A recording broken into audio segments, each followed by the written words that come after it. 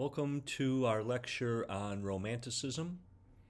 I have broken this chapter up into two different lectures, Romanticism and Literature, and Romanticism, Art and Music. We are looking at a period from 1780 to 1880, and we are also going to have a discussion that I put together a few years ago on the history of madness in the arts. And one of the things that I find in the Romantic era, and in some later eras as well, is the idea that you can't be a genius unless you are also crazy. And the notion of madness and genius seems to go very deep into the arts. And ultimately, where it left me in my studies a while ago was getting into what's known as outsider art. And I became really fascinated and put together a class on it. People with mental illness or neurodivergency, autism, things like that, that create a way of making art that seems to me to be an impossible approach to take if you don't have these afflictions. In other words, as an artist myself, I found myself for the first time maybe being somewhat jealous that I didn't have these afflictions as an artist. And I know that might sound kind of strange here at the beginning, but it might make some sense as we go along. And I start to find ties to modern art and modern artists trying to break away from being properly socialized in modern society, knowing how to follow all the cues in society, and having art that doesn't recognize anything other than its own interior, I think is really fascinating, and I hope you find it as fascinating as well. So let's get into the lecture. A lot of good stuff in here. I personally, if we're going to, say, compare some things that we've studied, let's say Greek classicism versus Hellenization. The Greek classic is about rationalism and math. Hellenization is about the thrill and the fear of gaining and losing an empire. When we look at the Renaissance, we find proportion and math again in the works. And then in the Baroque, we have broken open into pure emotional expression and decoration. Here we are now for the third time. We looked at the Enlightenment previously, and the Enlightenment is all about perfecting ourselves through being rational beings. And of course, without a doubt, pretty wonderful things happen. And certainly, I can't deny as an American from where I'm sitting that the Enlightenment is very important for my entire way of life in terms of how my government is set up. Warts and all, right?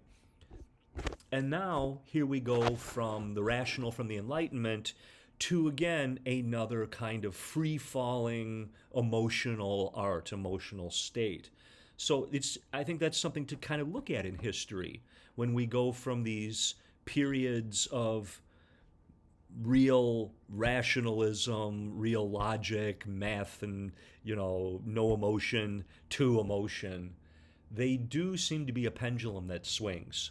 And it is something that I think is worth noting in terms of where we are in our studies today.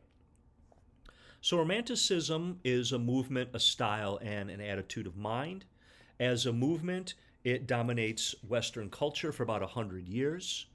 It is a reaction against the Enlightenment and the rational of the Enlightenment and its academic authority, and also the depersonalizing effects of Western industrialization through the Industrial Revolution. Asserting the value of the individual experience, it provides a vehicle for nationalism, transcendent landscapes, and captivating ballets that were typical products of the Romantic era. And we'll see a little bit of a video of a ballet dancer talking about point shoes. The nationalism part, we are in this time period, we have not had Italy as a country. We've studied nation states. Now Italy becomes a country in the 1800s. Germany is no longer simply the Holy Roman Empire or just Vienna or the Viennese Empire or anything like that. Now we have Germany. And so what is happening is a lot of these countries are now asking questions about what their origins are and what makes them a country. And in some cases, outright fabricating histories and mythologies to make people feel that their history is maybe longer and deeper and maybe more unified than it has been.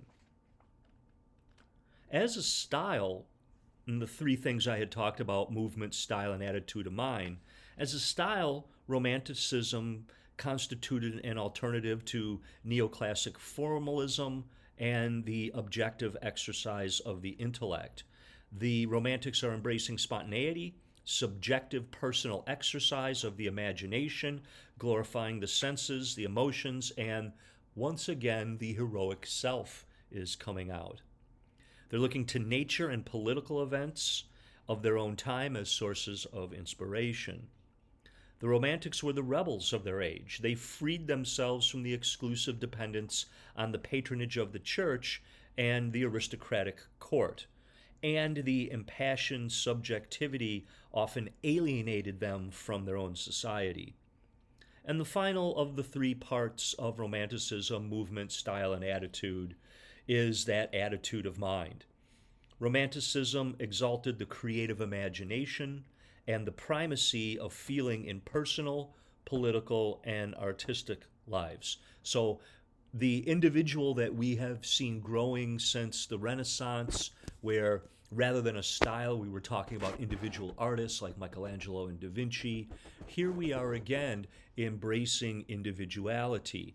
And certainly that is something that is a large part of our current landscape, where we have algorithms in our social media that is finding what we want as individuals to advertise us. And advertising is always exalting us as individuals, and of course, realizing your true potential as an individual by buying something, buying that thing that makes you stand out.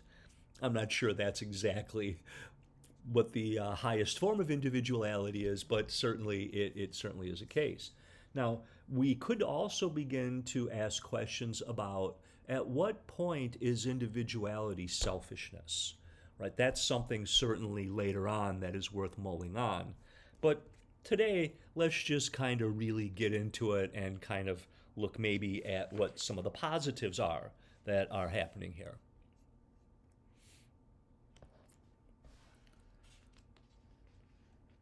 So in terms of philosophers that we will be looking at, we certainly talked a bit about Kant in our last chapter.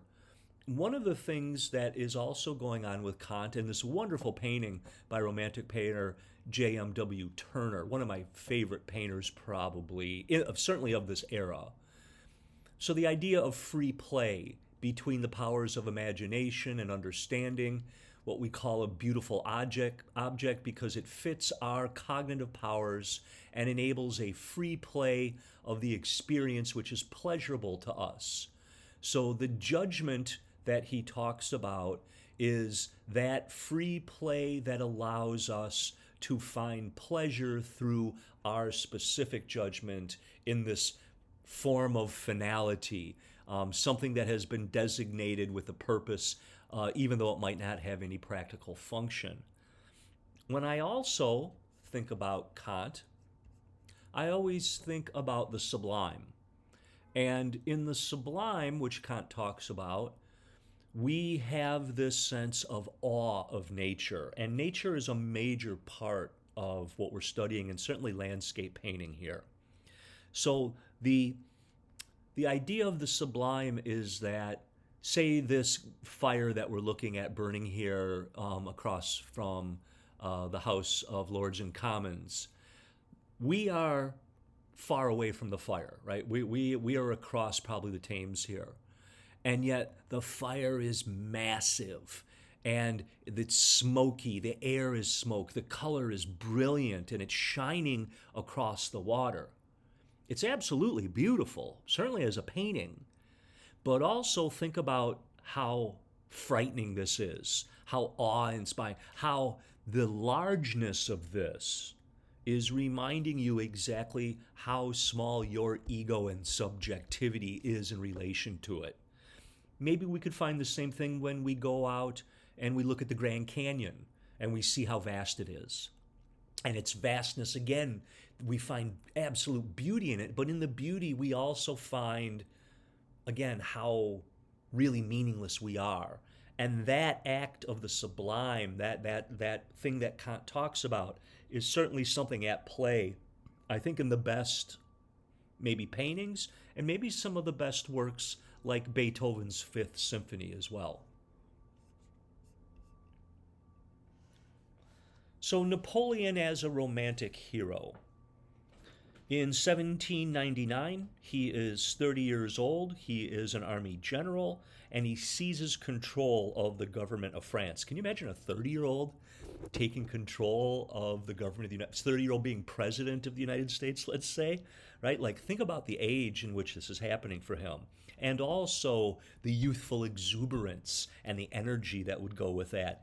And maybe perhaps if we look what ultimately happens to him, the lack of wisdom that maybe a older man may have tread more lightly, possibly.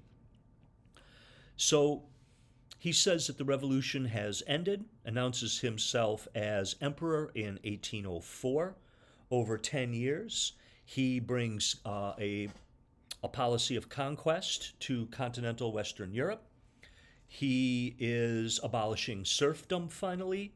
He's expropriating church possessions, curtailing feudal privileges, introducing French laws, institutions, and his influence.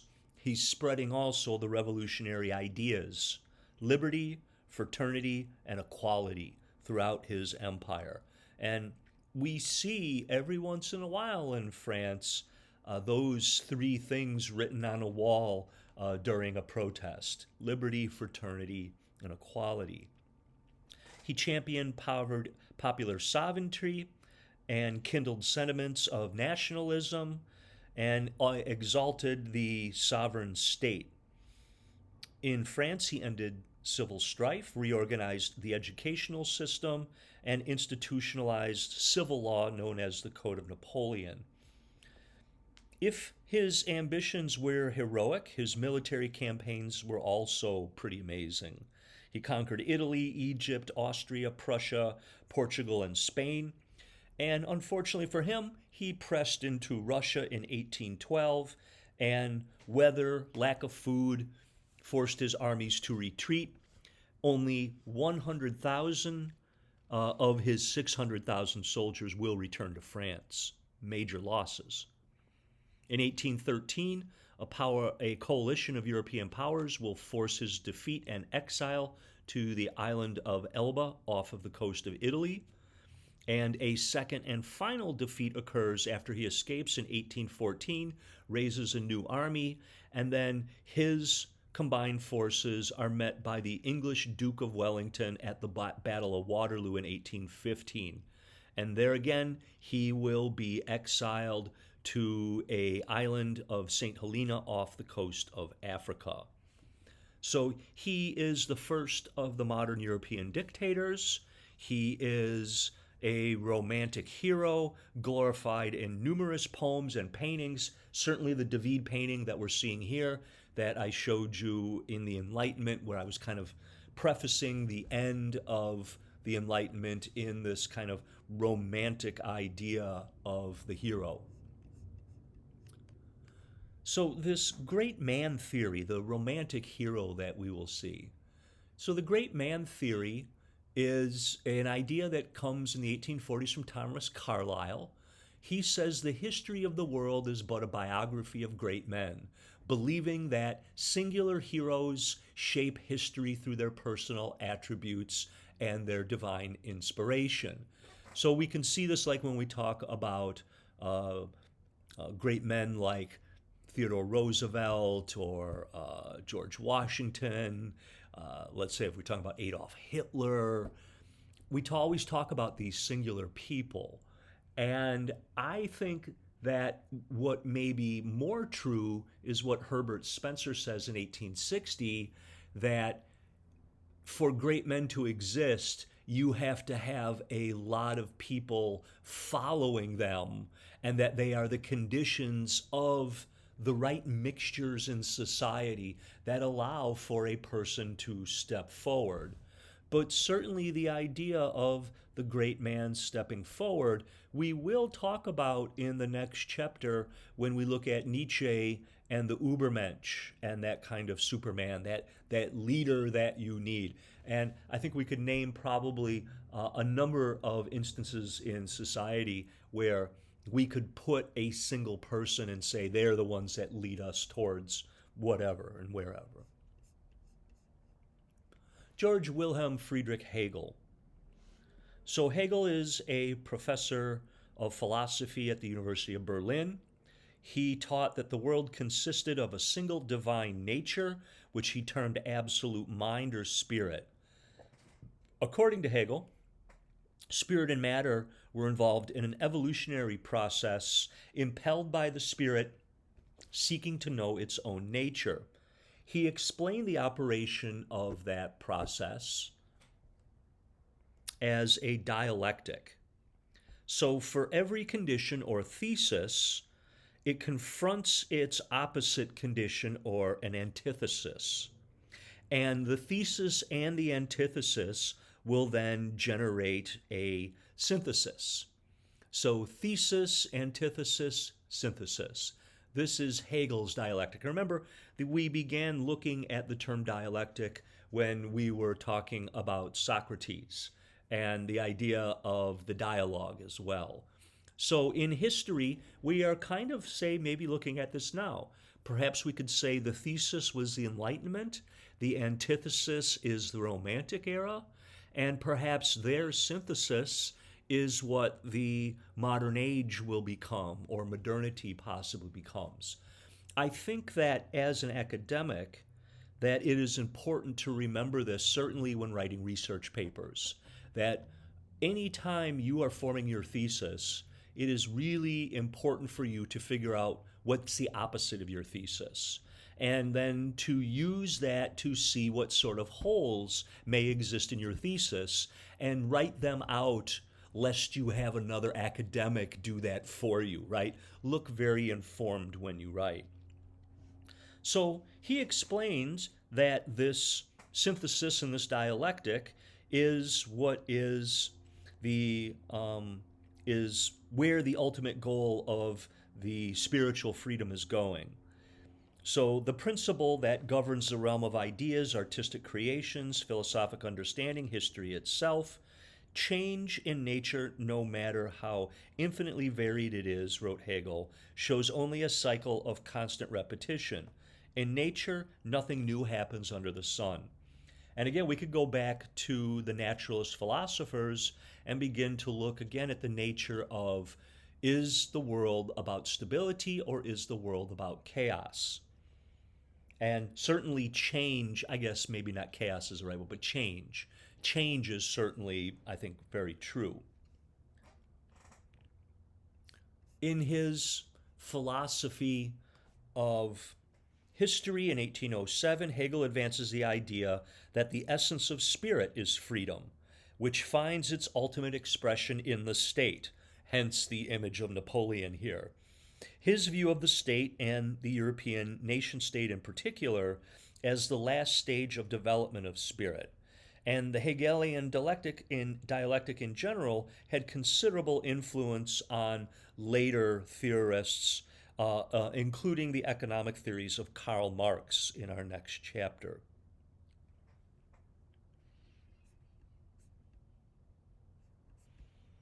Before I get to Darwin, there's one other philosopher here that we should probably talk about, Arthur Schopenhauer.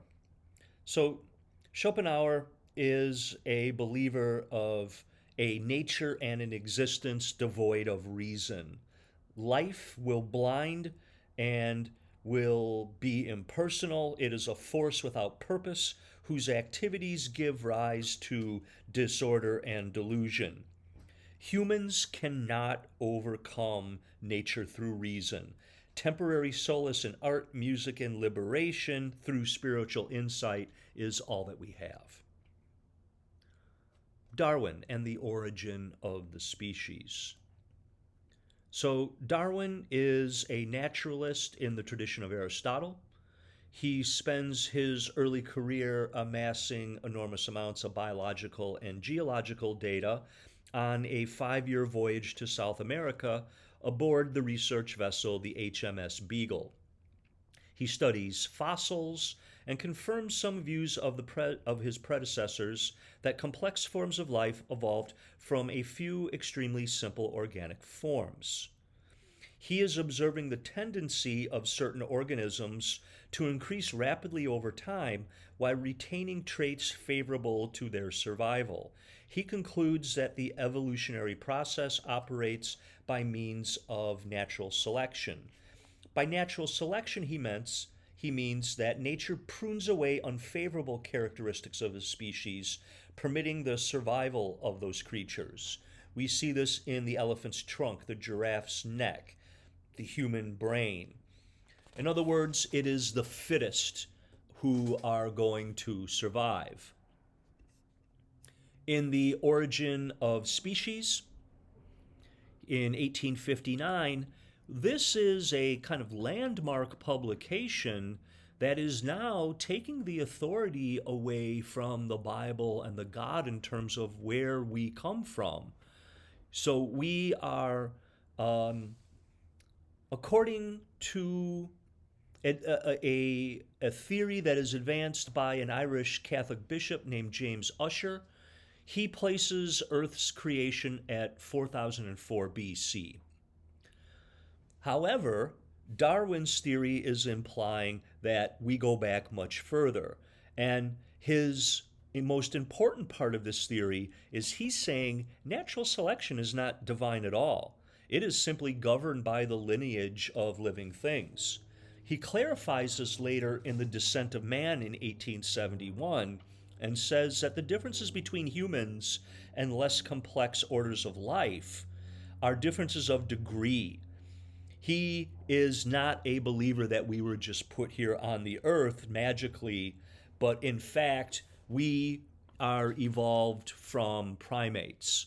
So he has taken, along now with what we saw with the cosmology of Copernicus and Galileo, which displaces Earth from the center of the solar system, he is taking human beings away from their preeminence on the planet. He is shattering the harmonious worldview of both Renaissance humanists and Enlightenment philosophers.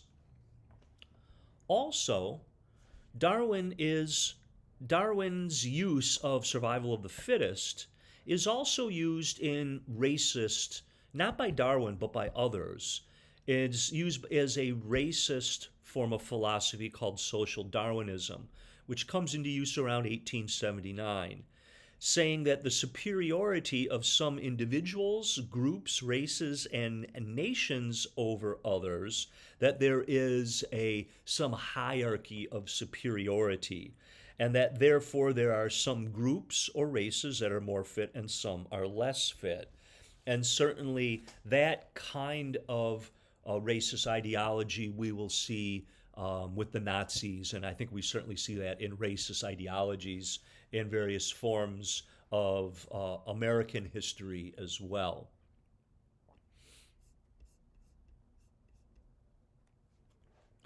Now, of course, we are in the middle of the Industrial Revolution by this time period.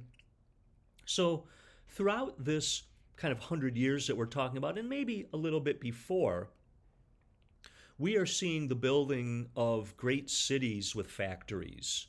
Is Power is no longer simply about owning land. Power is something you have with capital. And with capital, you can start factories, you can hire managers, and these factories are coming, as we saw beginning in the Enlightenment with James Watt and the steam engine, which we talked about, the hydraulic spinning machine, the water driven power loom that is going to revolutionize the weaving industry, and of course the cotton gin. All of this is going to also make for more unpaid slave labor, too. And then also a survival of a fittest mentality is going to come that we're going to study in the next chapter, that we can pay people less to work in factories if there's a lot of people that are looking to have those jobs. So in other words, those jobs are kind of more fit. In 1804, Robert Fulton produces the steam-powered ship. Coal is transported by locomotive in England in 1814 for the use of gas lights. In 1839, sorry about that, Charles Goodyear is using industrial strength rubber.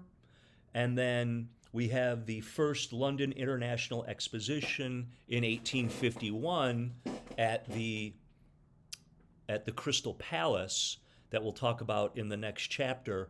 That is really the first great show, really showing the triumph of industrialization.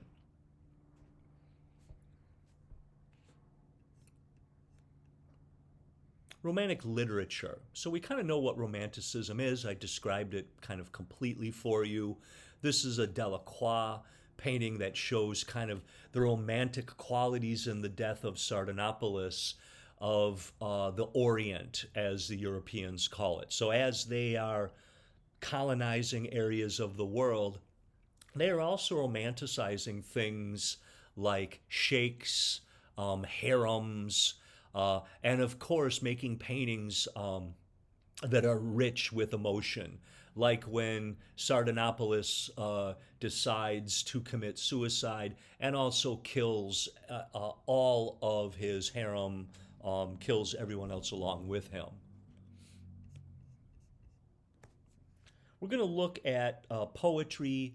One thing I would like to look at that I don't believe is in the textbook that I have thought about are the reveries of a solitary walker. So we looked at Rousseau in the Enlightenment. We found that he had some interesting ideas about education, maybe not as enlightened in terms of what he thought the place of women were. So he had an unfinished manuscript of reveries that were discovered with the 27 playing cards where he had been jotting down his thoughts while walking. And in these walks that comprise the reveries up until the 3 months before he died, he says, I'm devoting my last days to studying myself. So he himself feels rejected by society, a society that is turned in on itself, and he is finding solace in nature. His reveries inspire William Wordsworth's ambulatory poem, The Prelude, and Baudrillard considering naming the collection of poems about Paris, the solitary walker. So his walks are not urban, but there are clear parallels with Parisian flaneurs, people wandering around the city, and the dérive later on by the situationists in Paris, the kind of wandering of a city, finding yourself in a city by wandering. Well, he is talking about the same thing, but in nature, that you can go out and you can find yourself contemplating a sunset or the ocean or the mountains or the forest. William Wordsworth and the poetry of nature.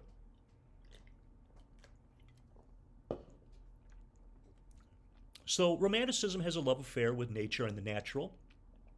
And The perception of nature, with its shifting moods and rhythms, is that it's a metaphor for the sublime, the power and mystery that forces awe, solace, and self discovery in us. William Wordsworth is writing poems by the time he is 14, when he is struck by the image of tree boughs silhouetted against a bright evening sky. Thereafter, he says, the infinite variety of natural appearances became his principal source of inspiration and the primary subject of his poetry. He is, along with a contemporary named Samuel Coleridge, he is producing lyrical ballads in 1798, along with Samuel Coleridge, the literary work that marks the birth of the Romantic movement in England. The book is defining poetry as the spontaneous overflow of powerful feelings, which takes its origin from the emotions recollected in tranquility. According to Wordsworth, the object of the poet is to choose incidents and situations from common life and throw over them a certain coloring of the imagination, and above all, to make these incidents and situations interesting by tracing in them the primary laws of our nature, the real language of men in a state of vivid sensation, living in sensation. So one of the poems that is most famous in lyrical ballads is the lines composed a few miles above Tintern Abbey.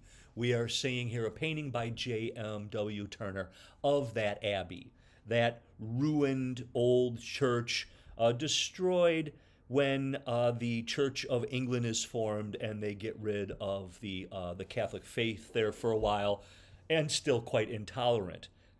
So we are seeing nature overgrowing these great arches of the ruin of the abbey. And within this, he writes a 59-line poem, and he is finding nature's moral value. Nature is the sublime guide that moves the poet to see the life of things and hear the still, sad music of humanity.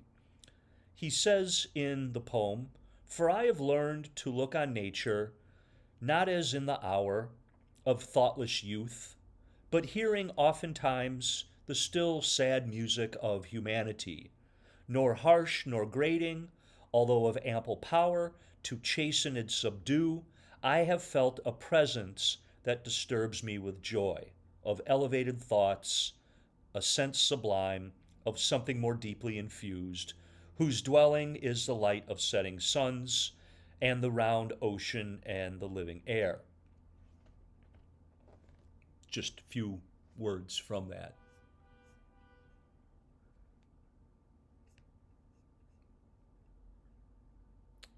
John Keats. So John Keats is the second of maybe the three great poets, including also Percy Bysshe Shelley, the husband of Mary Shelley, who will write Frankenstein, that we will look at here.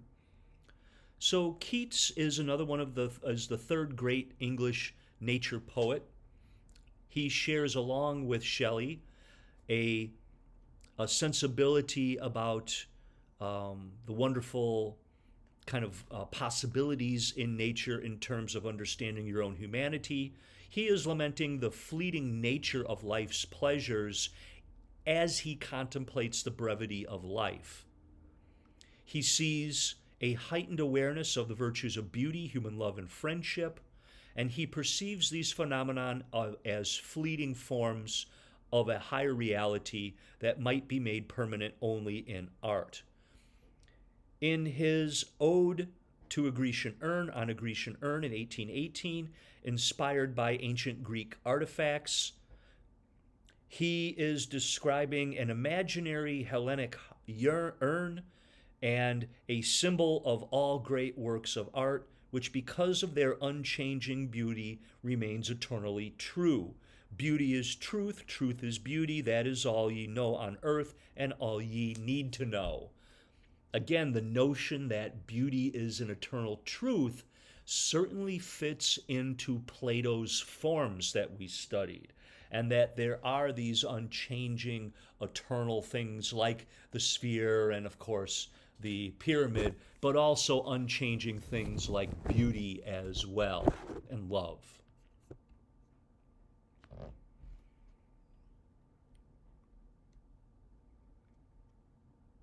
I'll talk a little bit about Shelley in the lecture on madness. Lord Byron, the romantic hero. So, Lord Byron is a flamboyant, maybe the most flamboyant personality of this age, dedicated to pleasure of the senses, impassioned by the ideals of liberty and brotherhood.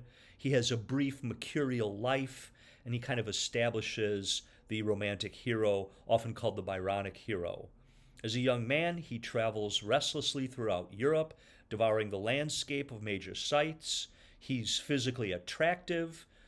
He has dark, brooding eyes. He's engaged in numerous love affairs. And he abandons a unsuccessful marriage and leaves England in 1816 for good, lives in Italy with the Shelleys and a string of mistresses. In fact, he's part of the trio that is waiting out the Year Without a Summer with Mary Shelley and Percy Bysshe Shelley, and they are kind of writing together. And in 1824, he sails to Greece to aid the Greeks in their war of independence against the Turks, and he ultimately is going to die there of fever. Throughout his life, he was given to periodic bouts of creativity. He described himself as half mad between metaphysics, mountains, lakes, love inextinguishable, thoughts unmutterable, and a nightmare to my own delinquencies. He is also the hero of two great poems, including Don Juan. So in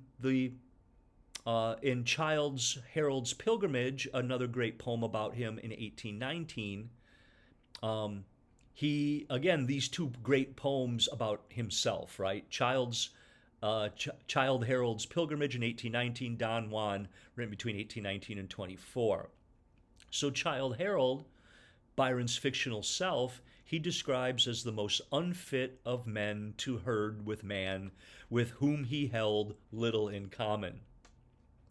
And ultimately, he will find in his disillusioned hero, he writes in Canto 3, had the passion and the power to roam, the desert, forest, cavern, breakers' foam, were unto him companionship, they spake a mutual language.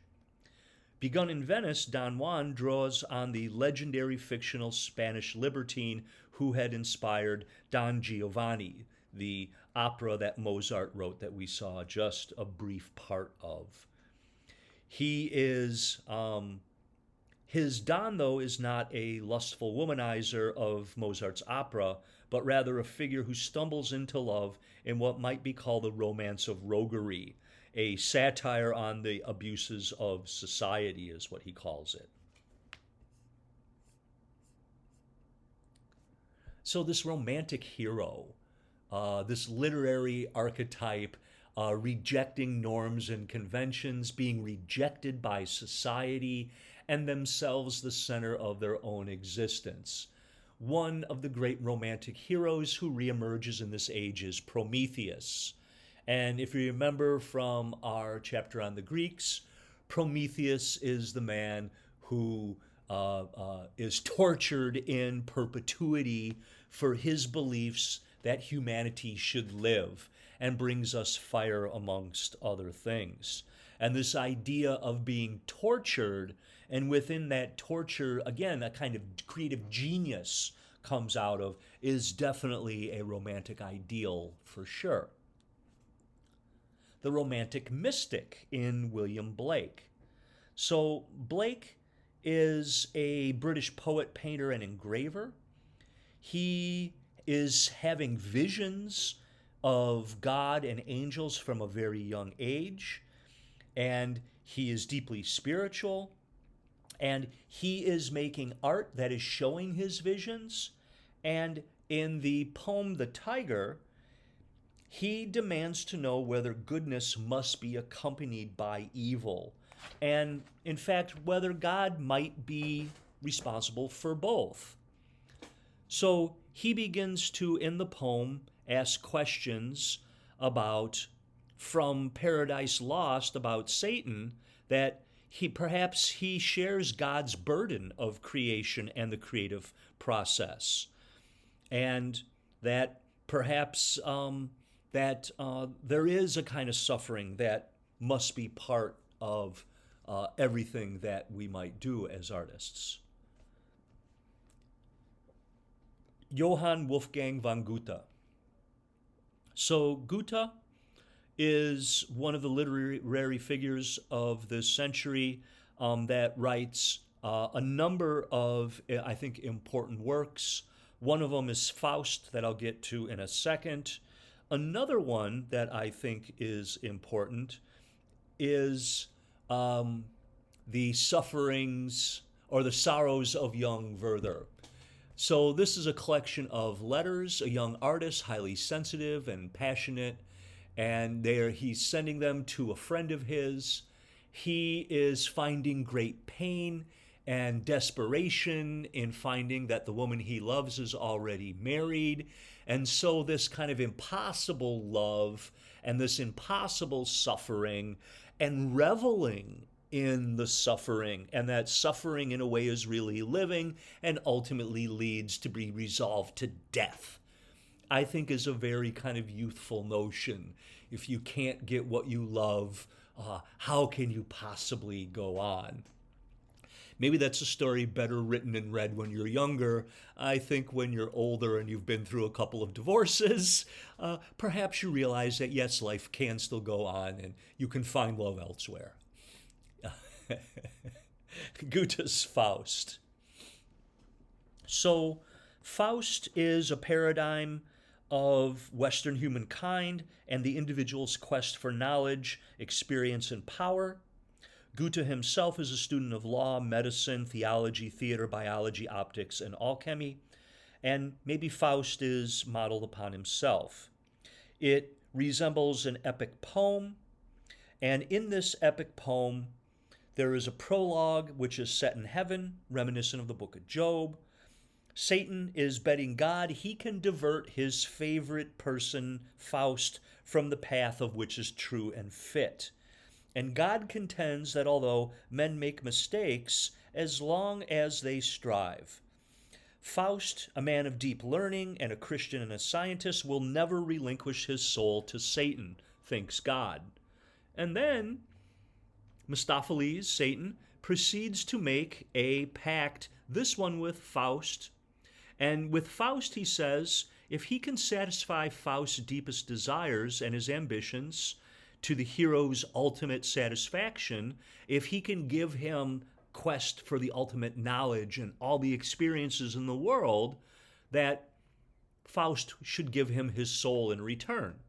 And Faust ultimately agrees. And this liberated hero engages in a passionate love affair with a young maiden named Gretchen. He discovers the joy of sensual life. He finds everything. He says feeling is all. However, Gretchen will die, and Gretchen, however, at the close of part one, is pure and selfless, and she wins her own salvation. In the second part of the drama, Faust is traveling through the Neverworld where he meets witches and sirens and fantastic creatures. He encounters the ravishing Helen of Troy, an ideal beauty, who acquaints Faust with the entire history and culture of humankind. This leads him ultimately to realize that this is all pretty cool stuff, but it's not totally satisfying. Living for your own ultimate knowledge, living for your own experiences, maybe at the end of the day is fairly hollow. So he decides that he is going to take on a life of action for the public good. He builds a vast land reclamation project and which provides habitation for millions of people. And in this endeavor, he is aged and near blind, but he finds personal fulfillment. He dies before fully realizing his dreams. And although Satan tries to come and take the soul he is owed when it leaves the body, because of the love of Gretchen and because of what he's done to do good, his soul is ultimately saved.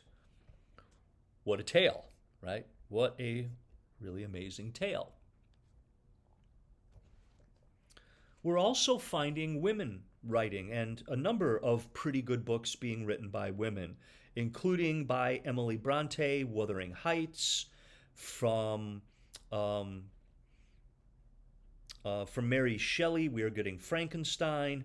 From Jane Austen, we're getting Sense and Sensibility. In Wuthering Heights, we are looking at a novel about love and relationships, and the complication of these relationships, and ultimately that true love will finally find its way to two lovers. With Mary Shelley, we get the ultimate kind of story about being careful how closely you follow science. So, Frankenstein, or Modern Prometheus, is written by Mary Shelley.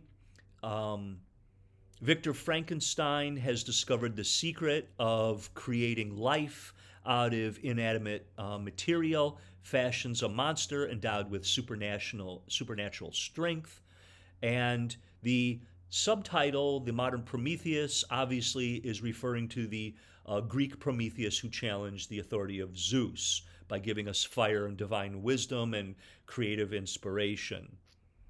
The modern Prometheus, Frankenstein is punished for his ambitious project when his creation, excluded from normal life of mortals, betrays his creator.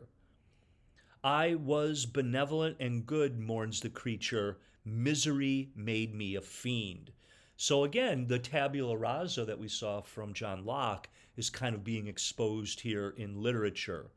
This is part of a literary genre known as the Gothic novel, a type of entertainment that brings to life elements of horror and the supernatural in medieval settings. American Romanticism.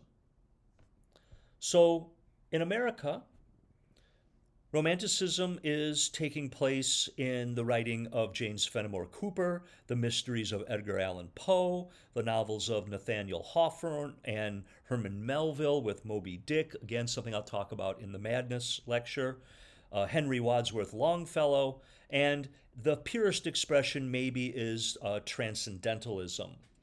So in transcendentalism, there is a belief that knowledge can be gained in a way that transcends reason. So the transcendentalists are transcending reason. Direct experience of nature unites one with God. Exalting individual and self-reliance, the transcendentalists are urging human beings to discover their spiritual self. And while the Transcendents were the descendants of English Puritans, many sought instruction in Eastern religious philosophies that had reached the Boston area in the early 19th century from Hinduism and Buddhism, based on pantheism, the belief that all aspects of the universe are infused with a divine spirit. It follows that all living things derived from their being from the same universal source and therefore had a universal brotherhood, the unity of humanity, nature, and God. One of the great transcendentalists is Ralph Waldo Emerson. So Emerson is a Unitarian minister. He is seeing life in all things. He writes an essay in 1836 called Nature, where he sets a pantheistic credo. Becoming one with nature is where we find true happiness. He is also carrying transcendental by literally living in nature. So he is also an avid opponent of slavery and was jailed briefly for refusing to pay a poll tax to a pro-slavery government. This idea that he has of civil disobedience, that you should not follow laws if they serve unjust reasons. In Walden, he goes and lives in a very, very small cabin with no electricity, and in his handbook for living called Walden or Life in the Woods, he is glorifying nature as innocent and a source of joy and practical instruction.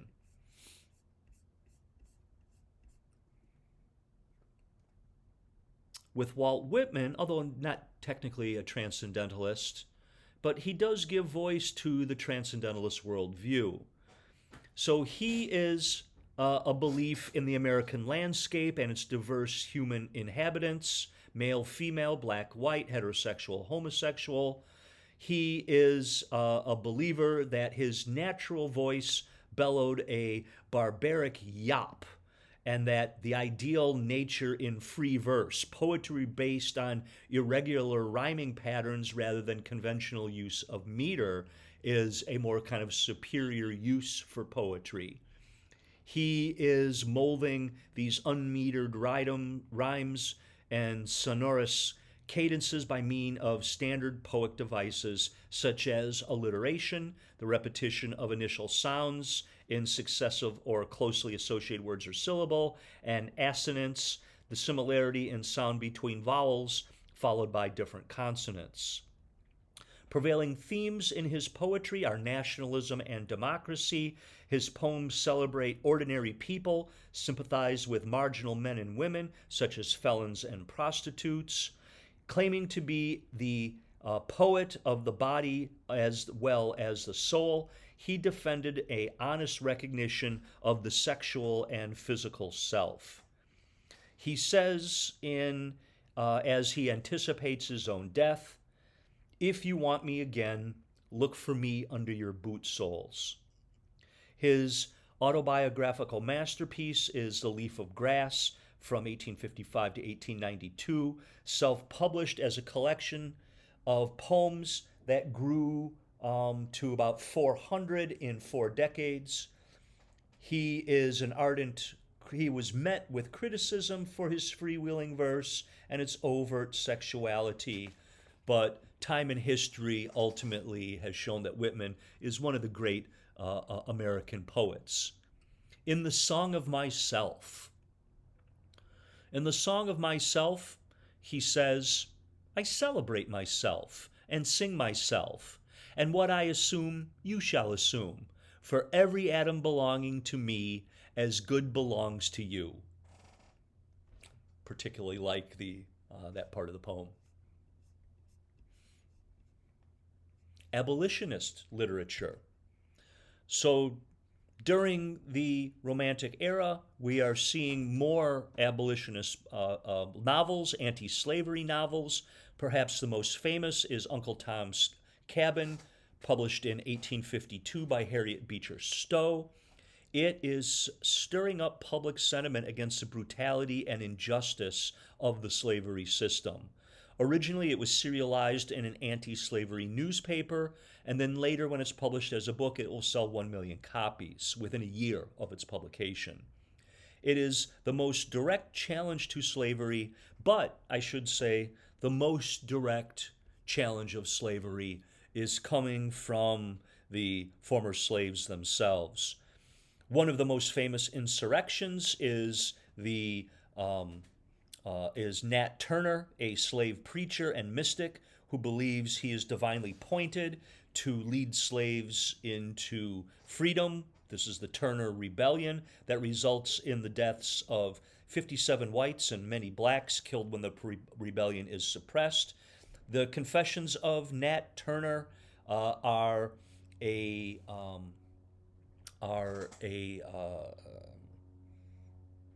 Turner explains his motives to a local attorney who prepares the account in the Confessions of Nat Turner.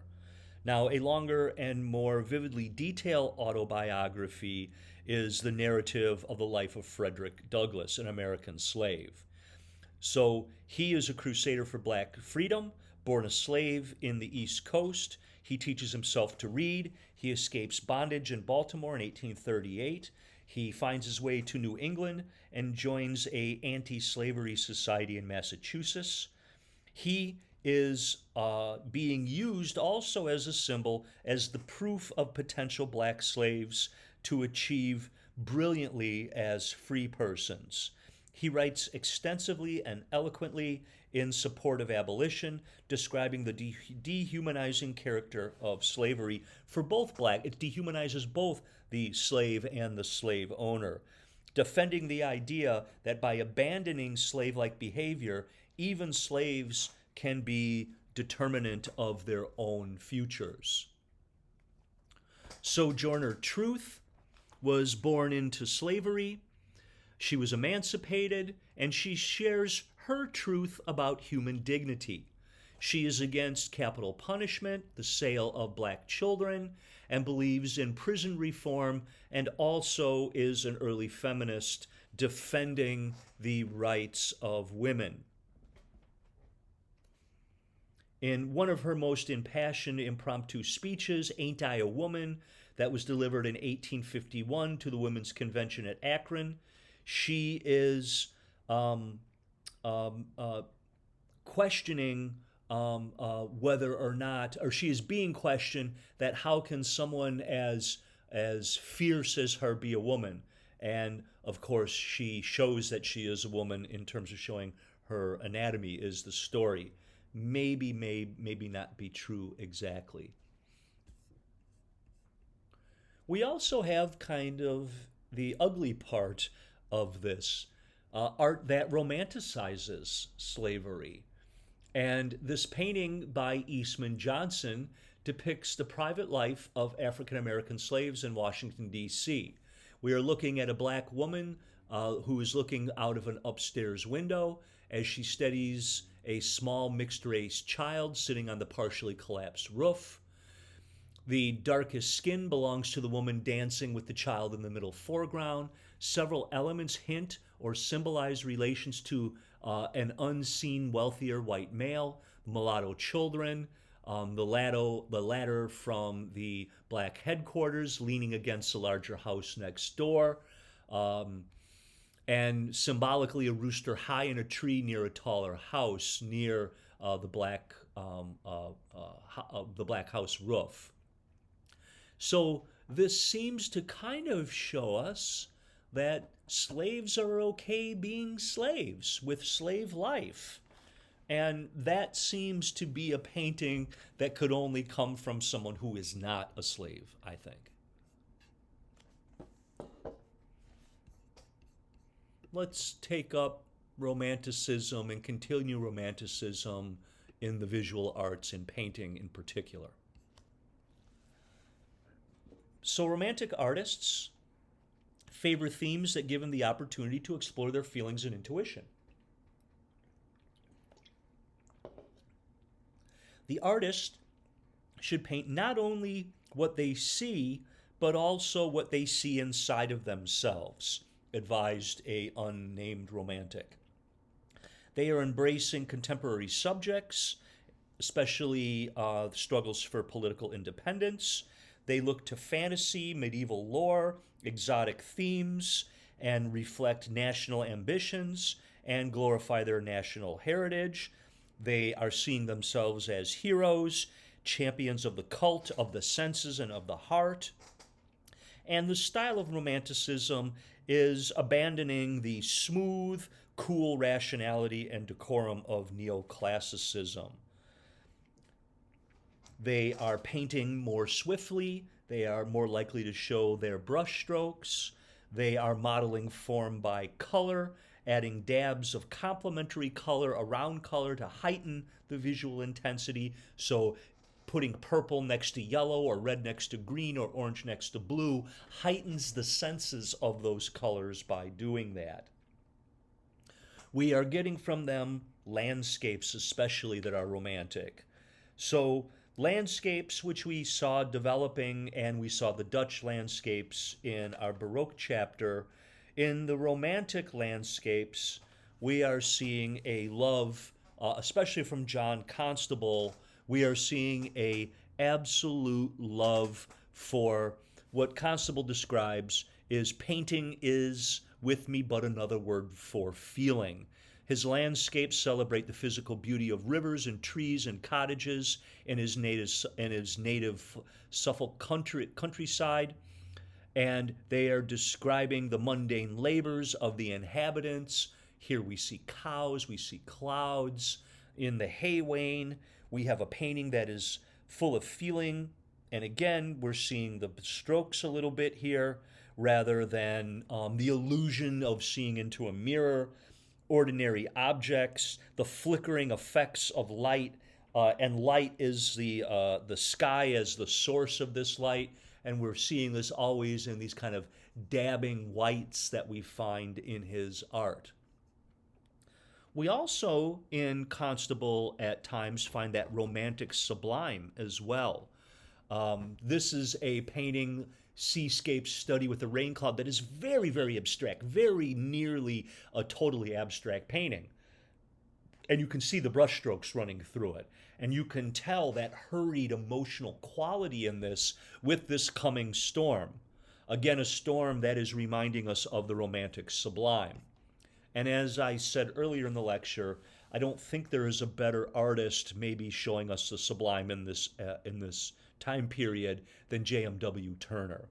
So with Turner, he is looking upon natural disaster, storms, alpine avalanches, human catastrophes, shipwrecks, and destructive fires. We are always seeing mist. We are always seeing vast, violent nature. And you get that here within the steamboat in 1842, or in Rain, Steam, and Speed, where we get kind of a glimpse of this train hurtling at us. He is really giving us more transparency in the oils. When I see his paintings up close, you can't really see it in the photographs, but up close, you can see things underneath the mists. He paints all these different objects and then covers them up in a way that when I looked at them up close for the first time, I didn't really realize after seeing them in books that that was what was being revealed by seeing the painting live, is that there were things underneath here that the massive qualities of smoke and steam and things that they were covering. And I'm still today really struck by that. In America, we have the Hudson River painters. In the Hudson River painters, we have transcendentalists that are describing the innocence and beneficial qualities of nature. This is a Thomas Cole here that is showing us the Hudson, or showing us the view from Mount Holyoke, and in the bend in the river, the Oxbow, we get a sense of division in this painting. So we see at first what appears to be untouched nature. But then when we really look at it, we realize that this is the untouched bramble of the American Northeast here. And we see the thunderstorm moving away. And the thunderstorm seems to be moving away, but is also kind of really on the same kind of path that it's left here by the bramble, where, by the way, he puts his artist easel. Well, then you might say, well, what is this going on here? Isn't this nature? Well, in a way, yes, and in a way, no. What we're seeing here is what the American landscape really looks like. It's all farmland. This is all being cleared. This doesn't exist anymore. Instead, we are seeing a nature that has been tamed, a nature that has been altered by the citizens of the United States. And Cole and the Hudson River painters, they are romanticizing an America that really almost doesn't exist in the places that they're painting it. Luminism And Frederick Edwin Church is one of the great painters of it. So in Luminism, we are really seeing the meticulous detail and the essence of that deist God in the American wilderness. And again, maybe forecasting uncertain times ahead in the country. It is a epic painting here, The Twilight in the Wilderness from 1860, that shows us that beautiful western sky that we get with the mountains and the reds and the yellows and the in California, those more than hour-long sunsets that we enjoy.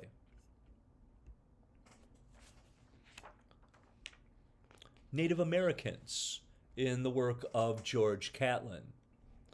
So George Catlin is in the 1830s, he is living amongst Native Americans in the Great Plains and is moved by what he calls their silent and stoic dignity. He's recording their lives. He here is recording the Okipa ceremony. And the Okipa begins with men sequestered inside of a medicine lodge. They go through a 4-day fast and feats of endurance that require them to be suspended from the roof of the lodge by cords anchored to their chests and shoulders. And they are performing the bull dance in front of us to petition the Great Spirit for fertility and abundant bison. In the final part of the ceremony that is shown here is the last race, where the men are ushered out of the medicine lodge and they are testing their strength and courage around the big canoe shown in the center of the circle. So he is really kind of trying to document things in a romantic way. We also, of course, should be influenced by the actual Native Americans and their art. Much of their art is art of daily life, portable objects such as baskets, clothing, and tools that have meaning beyond just practical functions. We saw this in Africa as well. And much of their work is made and dyed, producing a palette of colors onto deerskin, birch bark, or here we're seeing a bag that has birds and geometric configurations in it. And of course, we know of the Native Americans not for permanent housing, but being nomadic and being one with nature. That really puts them, I think, in the true spirit of what the transcendentalists only hope that they could become. Romantic Germany.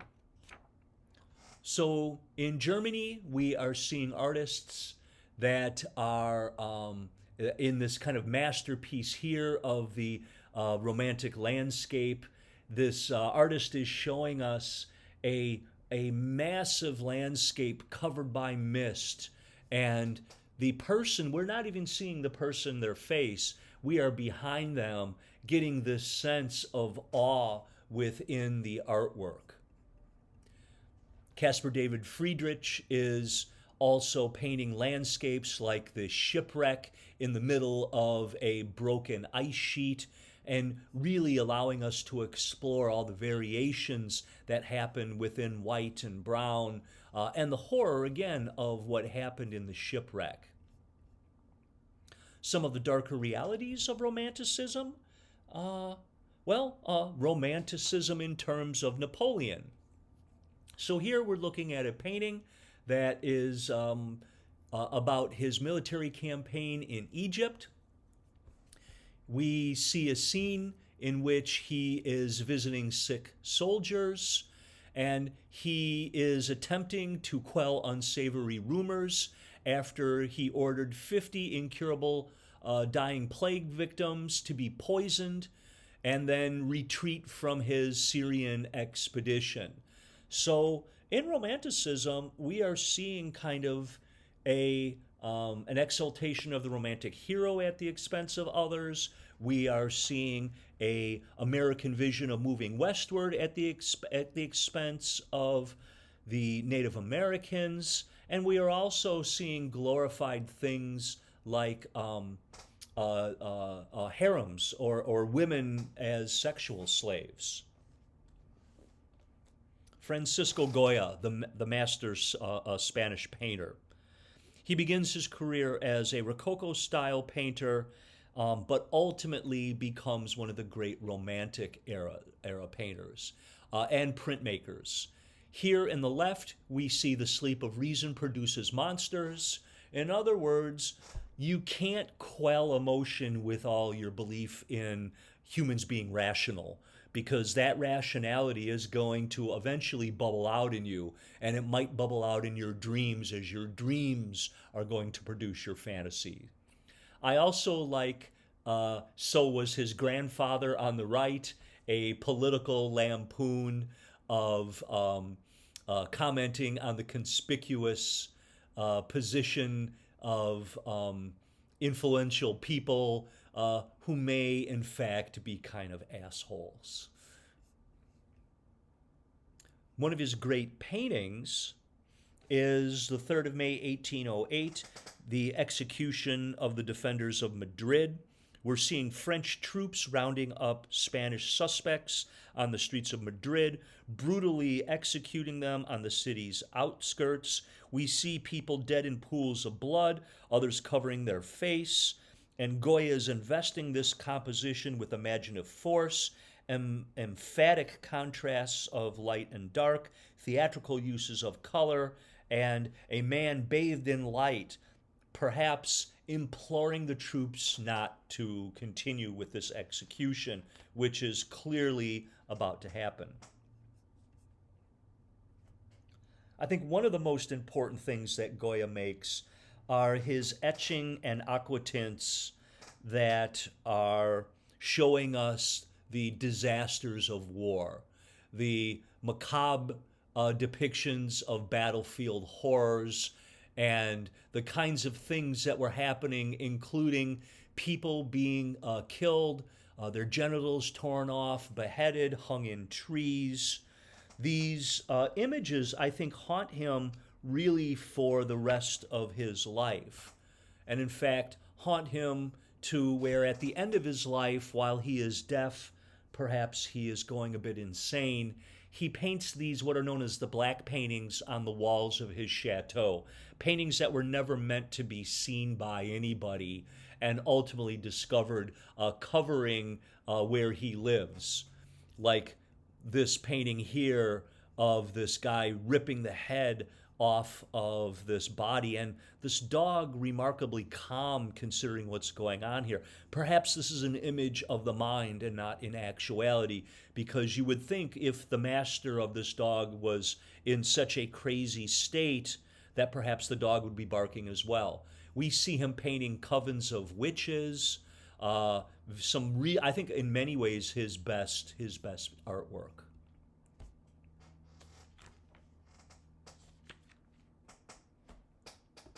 In the work of Jerigu, we find him going into insane asylums and painting the people that are in these asylums, perhaps the first painter to do that. Probably the Raft of the Medusa might be his greatest work. It is a massive painting that is about the fate of the survivors of the shipwreck about 50 miles off of West Africa. The experienced captain, a political appointee, tries to save himself and the crew, filling them with the available lifeboats. 100 passengers pile into a makeshift raft, which was to be towed by the lifeboat, but ultimately the crew is going to set the raft free. With almost no food or supplies or chance of survival, after 2 weeks, most died. Many resorted to cannibalism. And we are seeing here, in the very, very, very distance, a rescue ship. And we are also seeing a black survivor as the hero of this triangular composition, trying to desperately signal that ship. Revolutionary heroism in the artwork of Eugene Delacroix. So Delacroix is a painter investing the hero with Lord Byron like grandeur. He is melancholic and an intellectual. He is all for the imagination, and he loves dramatic narratives. We see him painting harem women in Islamic Africa. I showed you the death of Sardanapalus, that is a Delacroix. And we are here seeing his landmark work, Liberty Leading the People. So we are looking at a revolution in 1830 and the struggle for human freedom. This happens when King Charles X dissolves the French legislature and takes measures to repress voting rights and freedom of the press. Liberty leading radical and journalists are rising to a rebellion. We are seeing a bare-chested, handsome female with the personification of liberty, leading a group of French rebels through the narrow streets in Paris, over barricades strewn with corpses, bayonet in one hand, tricolor flag of France in the other. She is a champion of the people, of the middle class, and we see the middle class also represented here by the gentlemen in frock coats, and the lower class symbolized with the scruffy youth carrying pistols, and racial minorities as conceived by the black saber bearer on the left. France and liberty, moreover, is the banner bearer of the spirit of nationalism. So again, he is taking artistic license here and representing freedom in a human form. Romantic music.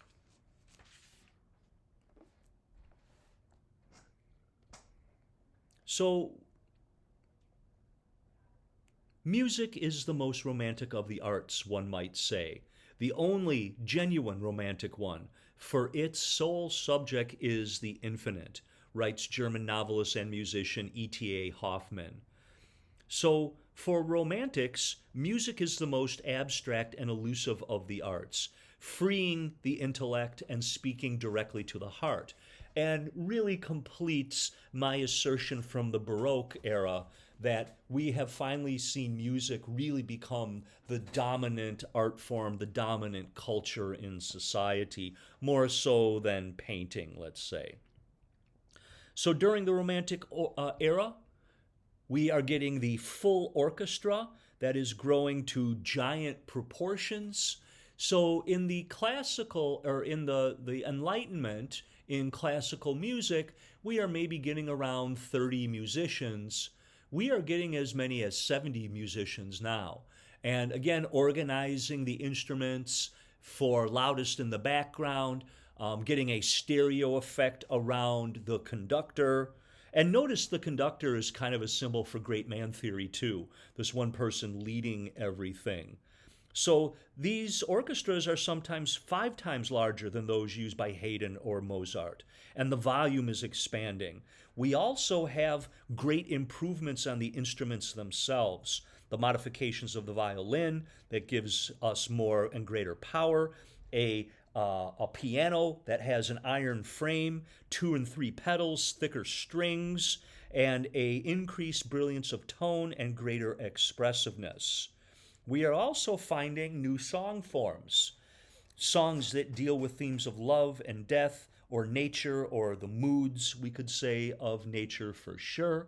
And we are also embracing the virtuoso, the singular artist and the solo that shows complete mastery of the instrument. That is something that we find in the legend of Niccolo Paganini, who refused to publish his own pieces, and he performs with such astounding technical agility that it's rumored that he achieved this virtuosity with a pact with the devil. Again, the Faustian bargain is in all of this. In Beethoven.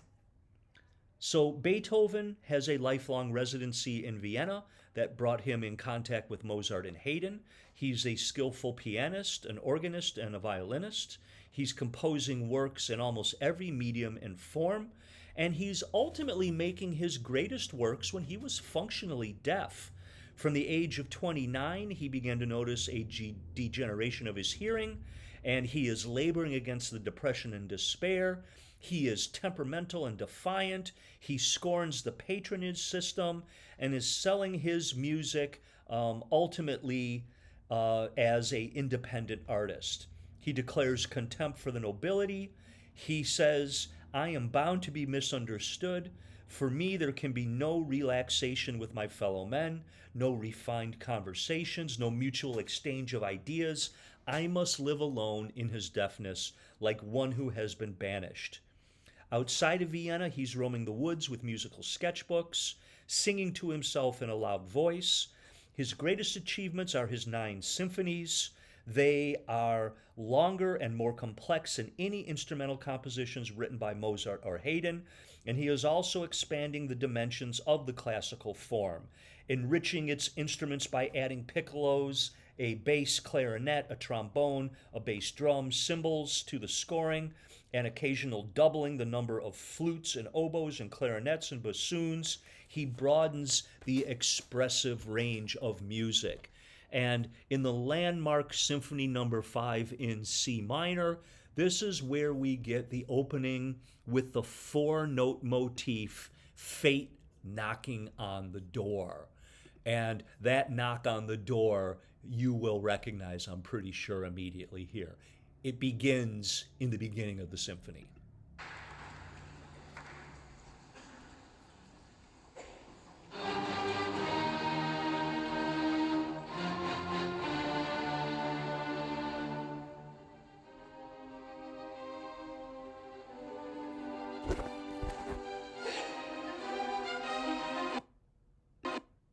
So in this, his motif is unfolding in dramatic progression from movement to movement, unifying the entire symphony. It starts dramatically in sonata form in the first movement. There is theme and variation in the second movement. It rises to a climax in the final. And then in the third movement, there is a lively scherzo or a joke rather than the classical minuet without a break. He uses dissonance in harmonious, harsh sound, and pauses and silence, and reflects the rule-breaking spirit of the Romantics.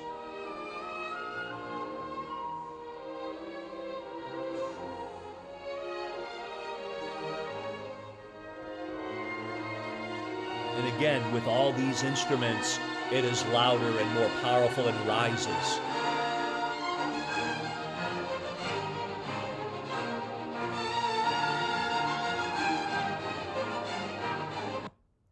I think it's pretty amazing, and I think clearly we can say without hesitation today, still one of the greatest symphonies, one of the greatest works of music ever made.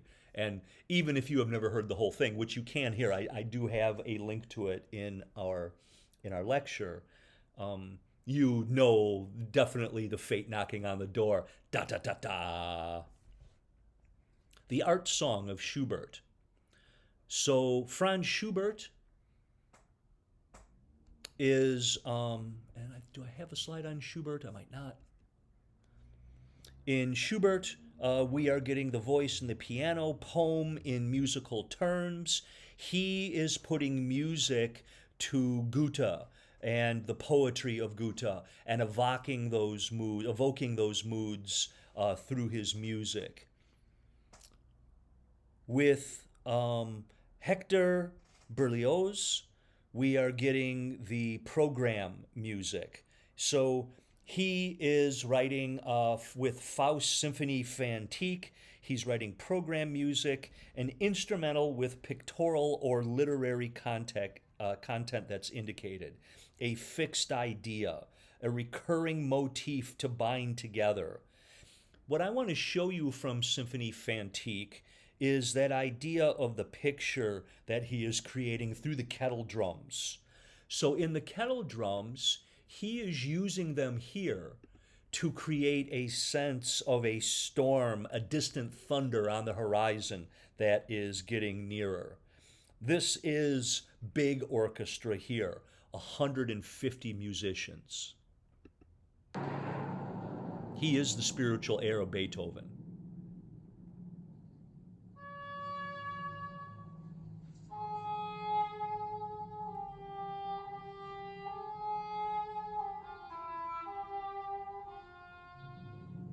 So again, notice the rolling thunder happening here.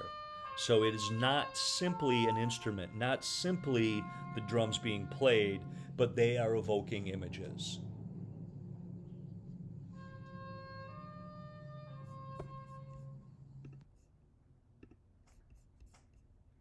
A couple of other things here. Chopin. So in Frédéric Chopin, he is giving his first piano concert at age 7 in Warsaw. He is composing in his life 200 pieces, short keyboard works, dances, nocturnes, which are slow, song-like pieces, impromptus, pieces that sound improvised.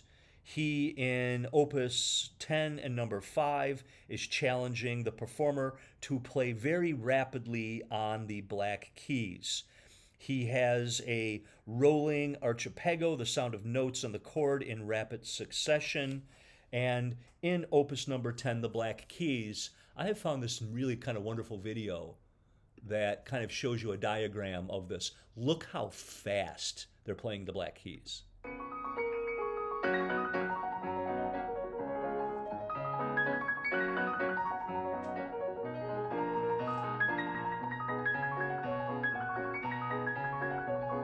This is like Guitar Hero for the piano.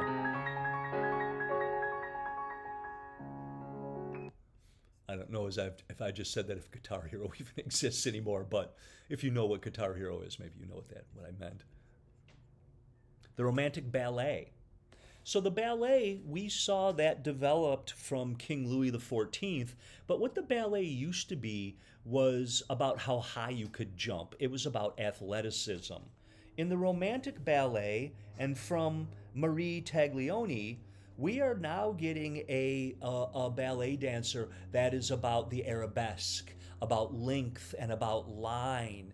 And we are seeing this length and line being shown to us through the ballet dancer and their point shoes.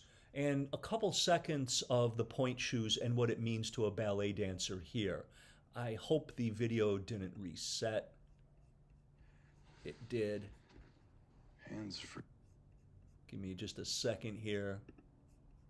Okay. Everything about ballet, it changed the lines, it changes how you feel dancing, it changes She's talking about the point the shoes. partnering aspect. It makes you feel light and floating and beautiful. If your shoe is perfect for the moment, for whatever you need, then you love it because you have such like a liberating feeling that this It's is also exactly very, how you very want it to be. painful to wear Especially these once shoes. you've broken them in and you've danced in them, they become a part of your feet and they enable you to do things that you definitely couldn't do without them.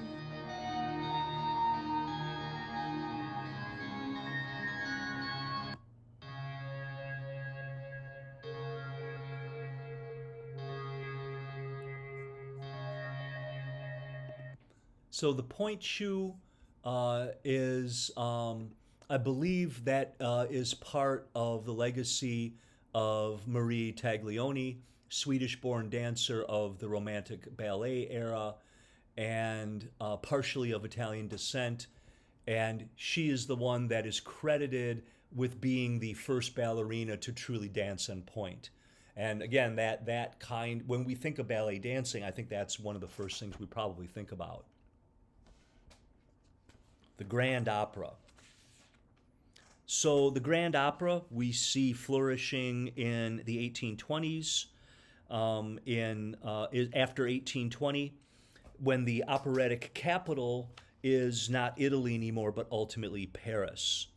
So there is a great opera house that is built, and in this opera house, we are now getting the operas of Verdi and heroines of heart who die for love, tragic love from Egyptian princes and an Ethiopian princess that are being held as a slave in Aida.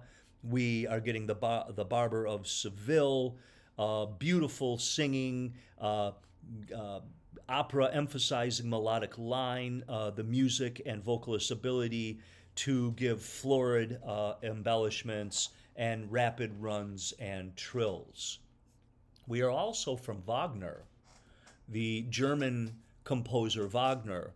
We are getting the music drama. We are getting the Gesamtkunstwerk, the total work of art. He is passionately nationalistic. He is writing heroic themes of Germany's medieval past, even though Germany doesn't exist as Germany yet. His aim, as he explains, is to force the listener for the first time in history of opera to take an interest in the poetic idea and making him follow all of its developments. He is taking the ring of Nibelung, and in the ring of Nibelung, we are getting these 15-hour, 4 music drama cycles based on Norse and Germanic mythology. The ring involves a quest for a magical but cursed golden ring whose power would provide the possessor with the potential to control the universe. And in the course is a violent struggle between the gods of Valhalla, giants, dragons, dwarfs, the hero Siegfried, who is ultimately going to secure the ring and present it to his lover, Broomhilda.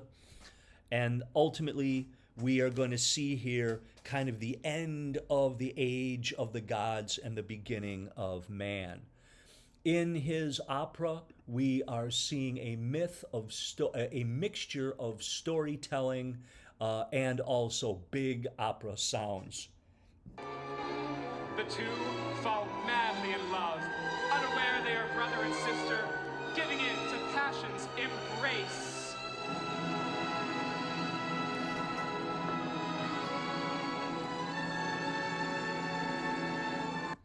So we are getting a story being told to us. At the same time, we are getting the operatic tradition, blending vocal line with continuous, almost you could say this is the beginning of background music, maybe as we come into film, maybe later on, right? And the scoring, the thrilling scorings of, say, John Williams or somebody like that.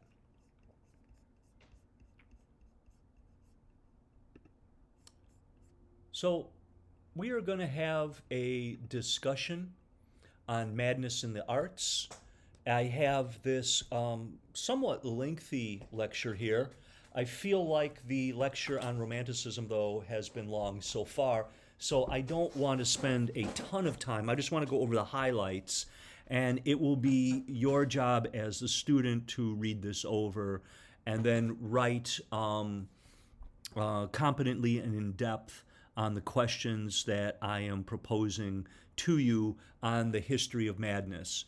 And I am including this because, again, we have looked at, from Goethe for sure, and the idea of madness, from Byron, the idea of madness, and let's kind of see kind of a short history of this. So I call it Madness in the Humanities, a Romantic History with a question mark. It is suggested in ancient Greece that poets hear voices of muses, and that the poets are thus regarded as mad because they are hearing voices, and that these voices have a supernatural origin referred to as the divine fury. In the words of creative and seeing, a creative person who can see or has a vision, that idea of having a vision, I think we have seen in Caravaggio and other places a type of madness where we're seeing St. Paul writhing on the ground underneath a horse, and we don't see any angels or anything. We just see kind of a crazy person on the ground. Here, by Jan van Eyck and the Madonna of Chancellor Roland, surrounded by everything in the landscape here he owns, he is pictured as being so faithful as a Christian that he can actually see the Virgin and the Christ as being real. So it's not just that it is a religion of the mind, but so fervent that they become flesh and blood, they become real. And I find that to have a little bit of kind of insanity to it. In the Renaissance, The notion of melancholy or even insanity is related to the humors. And the humors that relates to insanity is black bile. So these humors include the bile and blood, and they are also associated blood, phlegm, black bile, and yellow bile, associated with hot, wet, cold, and dry, associated also with problems that we have mentally as well, or physically, and the melancholic. So we see Albrecht Dürer and his melancholy, and also kind of through the lens of the humors, where we have this brooding winged figure surrounded by geometrical implements, and maybe a self-portrait of him indicating perhaps pain that he is going through having too much of one of the humors. In the Romantic era, I had mentioned where Zaragoza, went to insane asylums and did portraits of people that were interned in these asylums. And the questions that you might have are, well, when did insane asylums show up? How do we get to them? And I'll get to that in a second. I talked about how with Blake was the poet who wrote The Tiger that we looked at. Blake was doing paintings and images of the literal visions that he had of angels. He was literally seeing things and painting them and showing us what he saw. Percy Bysshe Shelley, the husband of Mary Shelley, he also believes that to be a genius, you must also be mad. And he is exploring madness in very, very clear ways, and including, drugging and drinking oneself into madness, a temporary madness, if you will. Here he says, "Teach me half the gladness that thy brain must know. Such harmonious madness from my lips would flow. The world should listen as I am listening now," as he is listening to his own madness. We find madness in romantic literature, like in Moby Dick, pictured here on the left, in The White Whale. I mean, Ahab kind of has an obsessive-compulsive disorder for this white whale, doesn't he? We see moral insanity. In Jane Eyre, Charlotte Bronte is correlating chastity and sanity. In Goya, we see the horrors that come from being too rational in nightmares and dreams. Goya also is painting what insane asylums are looking like in the 19th century, where they have no order. They have just put people with mental illness in a kind of prison and are just letting them run wild. Insanity is free without any seeming mediators. And of course, he deals with his own insanity later on in his life in the black paintings.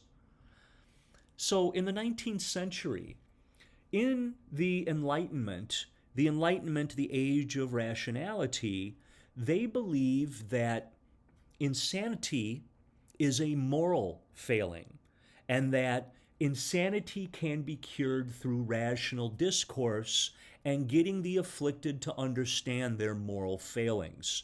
So people on the street are now interned in state prisons, and we see all kinds of horrible experiments, including electroshock therapy, amongst other things. So Michel Foucault, who in Madness and Civilization in the 20th century, he writes about a history of insanity in the Age of Reason.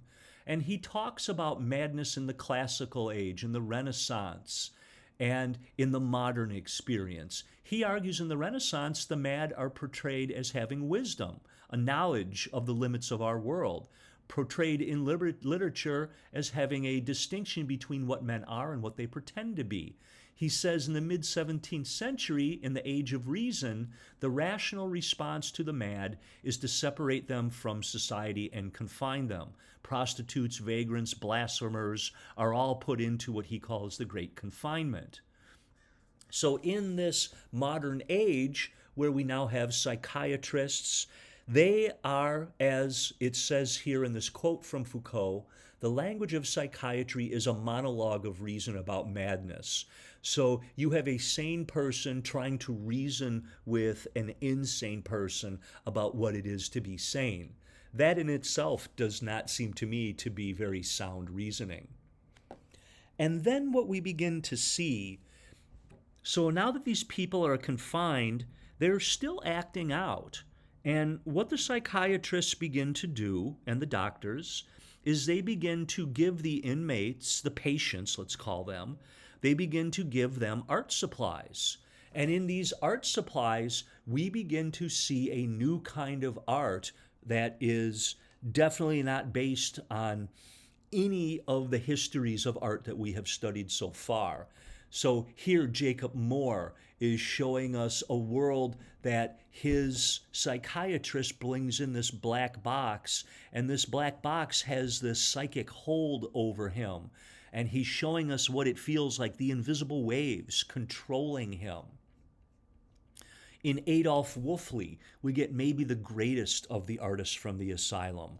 Completely confined, he is violent, he will never be set free, and he is calmed by putting colored pencils and cheap paper in front of him, and he begins to draw in this horror vacui where he doesn't end until he fills up the paper.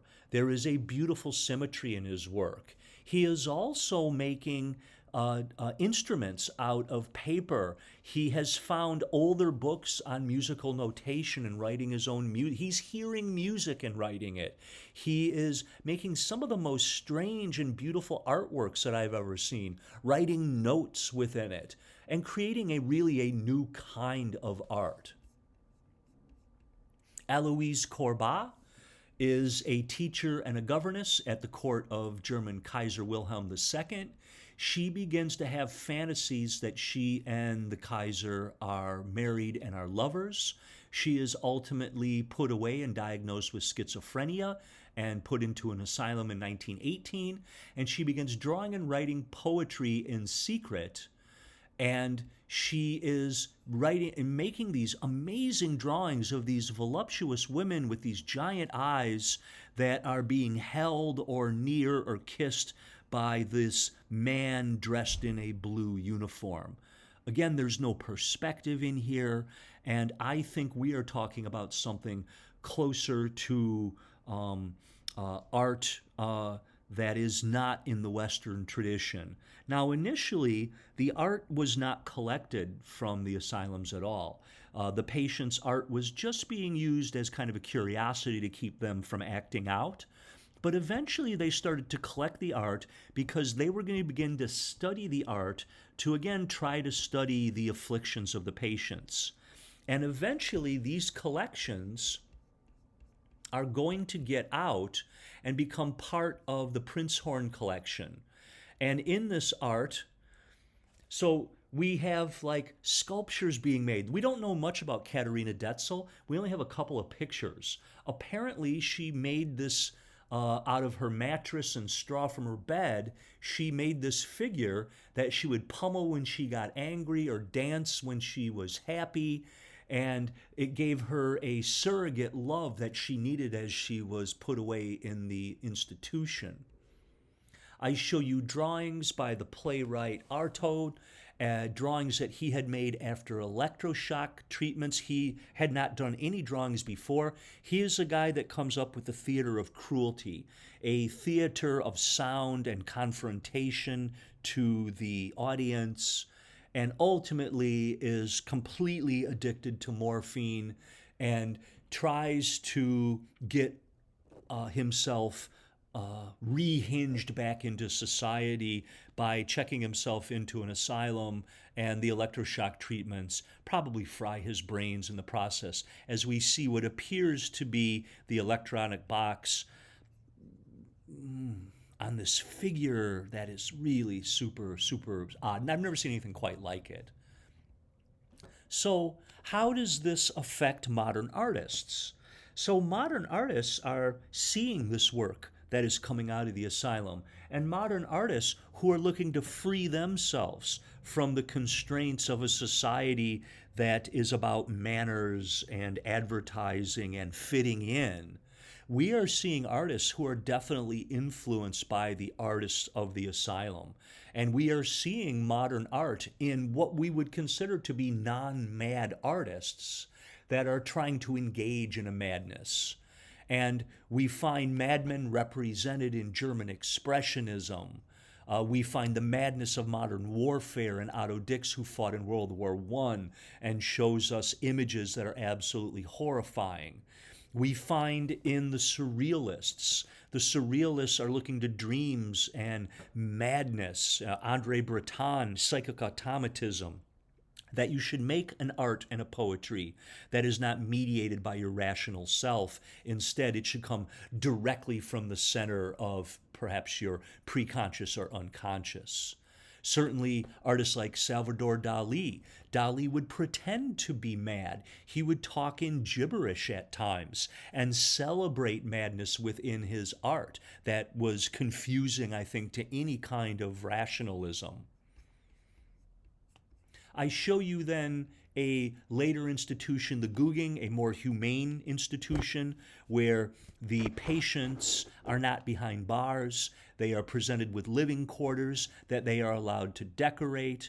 And I begin to also show you art from artists who are not considered insane, like William Blake, versus art from people who are considered to have affliction.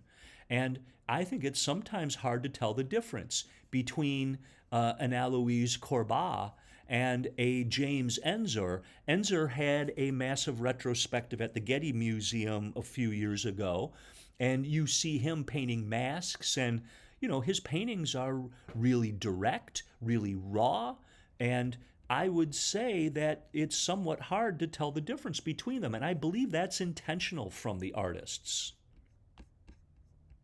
Art brut is the raw art that is championed by an artist named Jean Dubuffet. He is collecting work from people outside of the professional art world and trying to show that perhaps to him, and maybe to us too, that the art that they're making is more free than the art that they are making. He says, I think culture is very much like a dead language without anything in common with the language spoken on the street. He says that Western culture in particular, this culture drips further and further from daily life. It no longer has any real or living roots. And he is interested again in the institutionalized artist. We also, and something I'm going to have you think about, is artists in modern art that are inspired, like Die Broek, The Break, inspired by children's art. When we're children, we have a directness that we don't have when we become rational adults.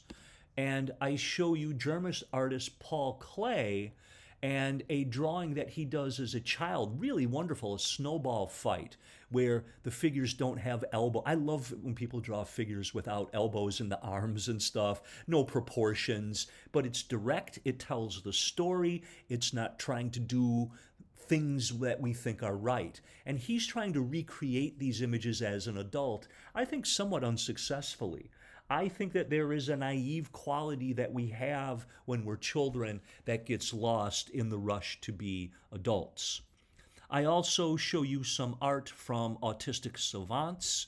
Savants have a tendency to create in their artwork a style that you see in the very first artwork that they create, and the style does not evolve. The style stays the same, and they simply make as many works of art within this style as they choose to. And I think that there is something very wonderful about having an art that's fully formed when you first make it. One of my favorite artists is the sculptor Judith Scott. She was afflicted with Down syndrome. She also, when she was violent and she is deaf, she never got the ability to speak. And they tried to give her art supplies, and she rejected them completely.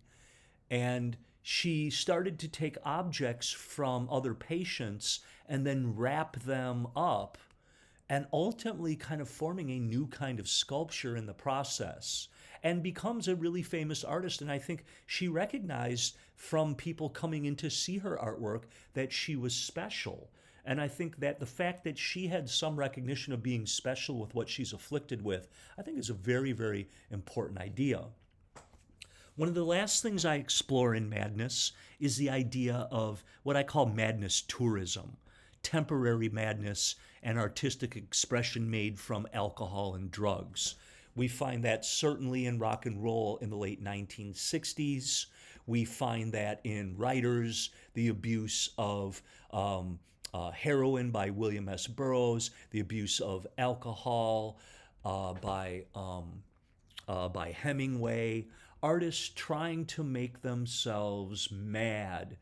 And I think, again, that is not only dangerous, but I think that's madness tourism, because you can get off the drugs, you can get sobered up, and you are not someone who has an affliction that they can't get rid of, like schizophrenia.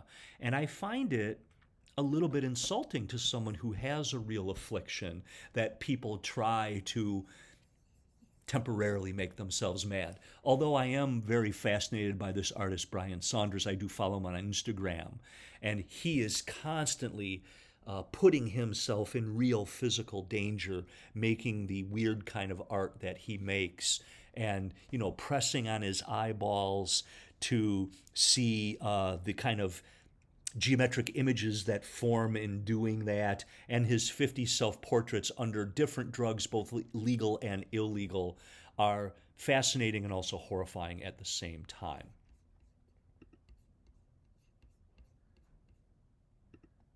So in our discussion,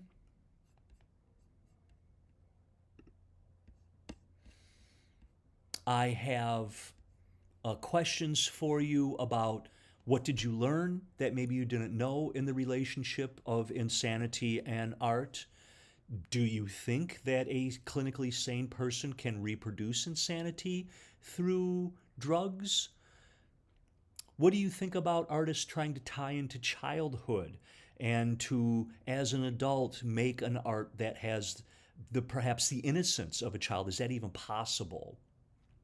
And then what are the advantages of an artist being disconnected from the world?